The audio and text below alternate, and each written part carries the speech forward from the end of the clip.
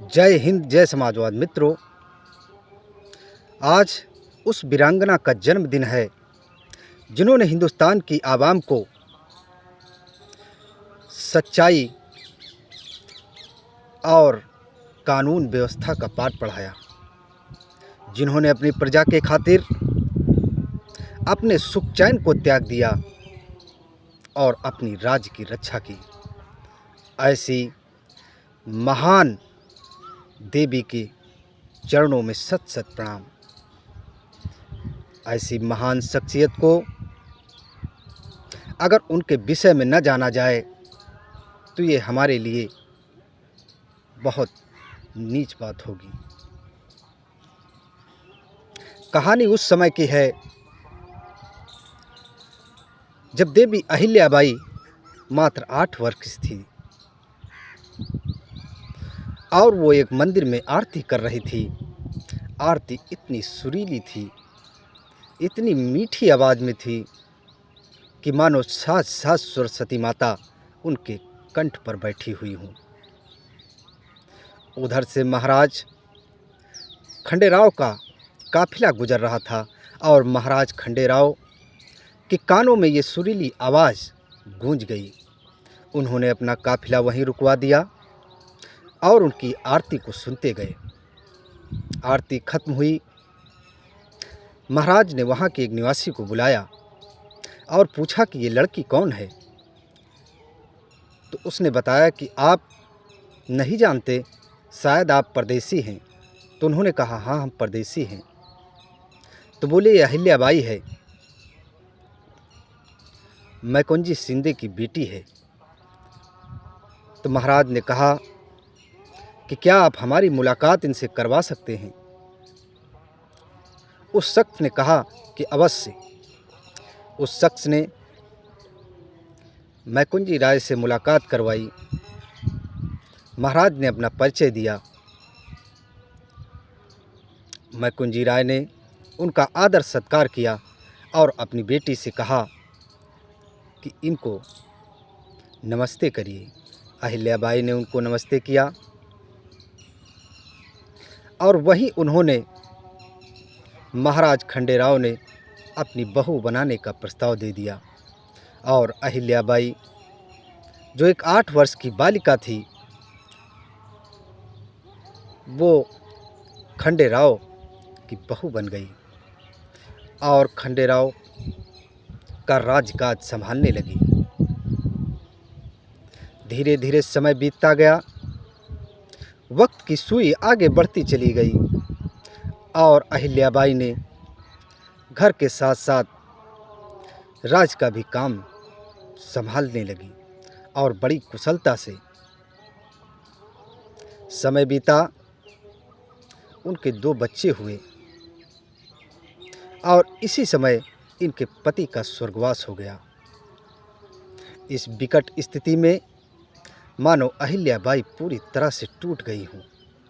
वो पूरी तरह से सहम गई, मानो उनके ऊपर कोई बहुत बड़ी विपत्ति आन पड़ी है। लेकिन तब का समय सती होने का था और अहिल्याबाई भी सती होना चाहती थी, लेकिन उनके ससुर इससे राजी नहीं हुए और वो अहिल्याबाई के सामने फूट फूट कर रोने लगे कि बेटी, अगर तुम ही सती हो जाओगी तो मेरा राजपाट कौन संभालेगा। मैंने तुम्हें बेटी नहीं बेटा समझा है। अगर तुम ही चली गई तो मुझे कौन संभालेगा। पिता समान ससुर की आंखों में आंसू देखकर अहिल्याबाई का दिल पसीज गया और उन्होंने अपना फैसला बदल लिया। अहिल्याबाई धीरे धीरे संभली, लेकिन कुछ सालों बाद उनका पति का भी देहांत हो गया। अब तो मानो जैसे उनके ऊपर पहाड़ ही टूट गया हो, उनका आशियाना ही उजड़ गया हो और उनके चारों तरफ घनघोर अंधेरा छाया था। ऐसी विकट स्थिति में पेशवा ने जब ये चीज़ जानी कि अब अहिल्याबाई अकेली पड़ गई है और उस राज को हथिया लिया जाए, तो उन्होंने अपनी सेना इंदौर भेज दी। ये चीज़ जब अहिल्याबाई को पता चली तो उन्होंने अपने मंत्री जी से एक खत लिखवाया और खत में लिखा कि पेशवा जी, अगर आपको लड़ने का शौक़ है तो हम लड़ने के लिए तैयार हैं।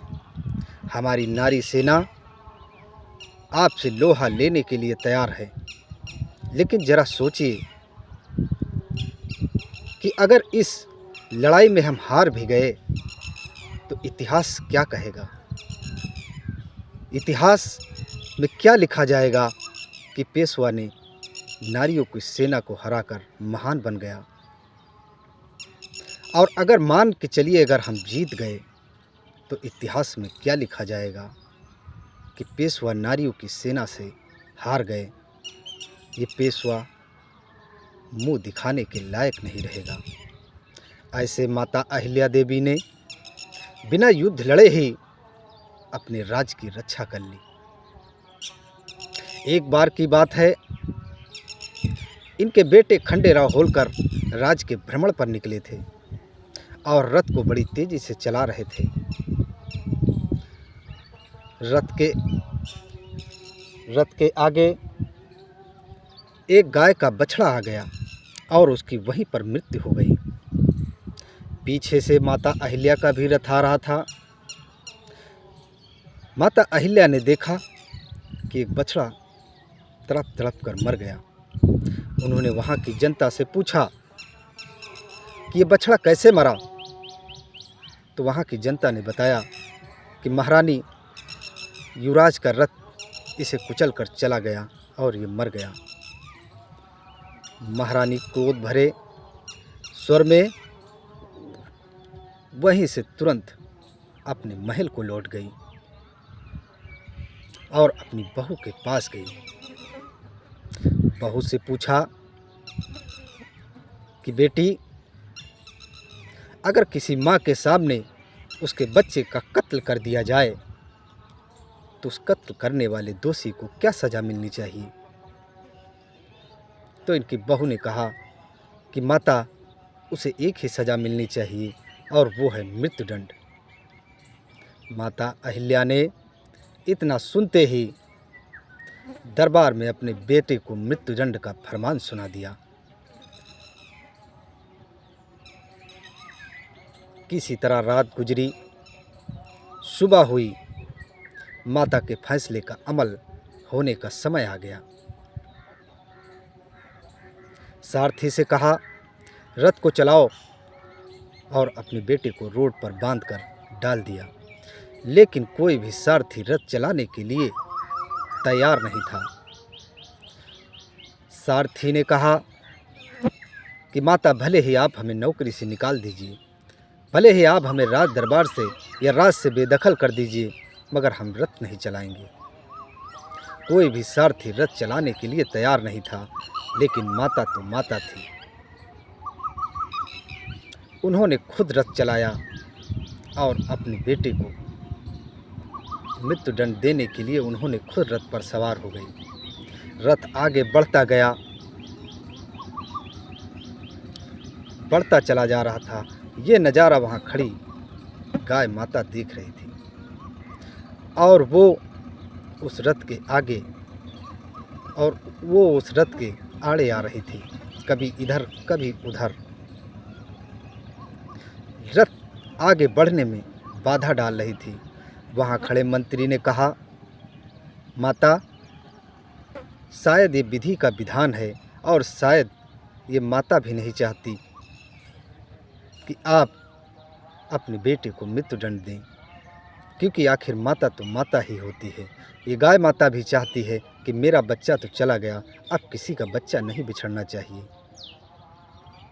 और फिर वहाँ से माता ने उन्हें क्षमादान दे दिया। ऐसी थी अहिल्याबाई देवी। जय हिंद।